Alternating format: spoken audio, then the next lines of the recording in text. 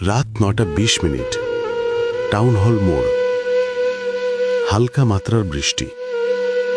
ফুটপাথে শুয়ে ভিজছে এক মহিলা। পাশের একটি বাটিতে ভিজছে কিছু টাকা। ভিজছে দুটি শিশুও। ছোট শিশুটির বয়স ১+, বড়টির বয়স আনুমানিক ৪। মহিলার মাথা ও মুখ ওড়নায় ঢাকা। বড় শিশুটি মায়ের কপালে মাথা ঠুকছে আর কাঁদো কাঁদো গলায় বলছে, মা মা। কিন্তু সেই ডাকও যেন মায়ের কানে পৌঁছায় না। ছোট শিশুটি গভীর ঘুমে। বৃষ্টির পানিতে পুরো শরীর ভিজে গেছে, তবুও ঘুম ভাঙছে না।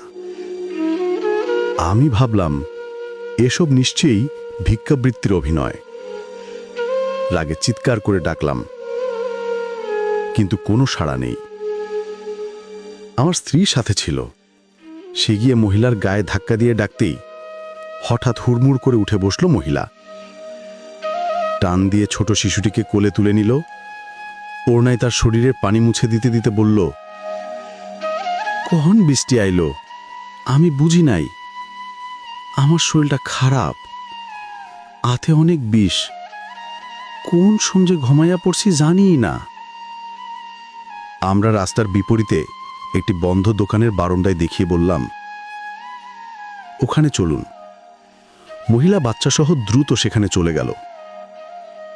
আমরাও বৃষ্টির কারণে গিয়ে দাঁড়ালাম সেখানে। কথা প্রসঙ্গে আমার স্ত্রী বড় শিশুটিকে দেখিয়ে বলল, এই বাচ্চাটিকে আমাকে দিয়ে দিন, আমি ওকে অনেক ভালোভাবে রাখব। আপনার এত কষ্ট করতে হবে না, দিবেন? মহিলা তৎক্ষণাৎ বলল, না না, আমি ওরে পড়ামু। ও আমারে সাইরা যাইব না, ও আমারে থুইয়া থাকা পারবো না। হে আল্লাহ, পৃথিবীতে এমন অসংখ্য মানুষ আছে যাদের তুমি এভাবে না রাখলেও পারতে। তবুও তাদেরকে দেখে আমাদেরকে তুমি যা শিখাতে চাও, তাই আমরা কয়জন শিখি।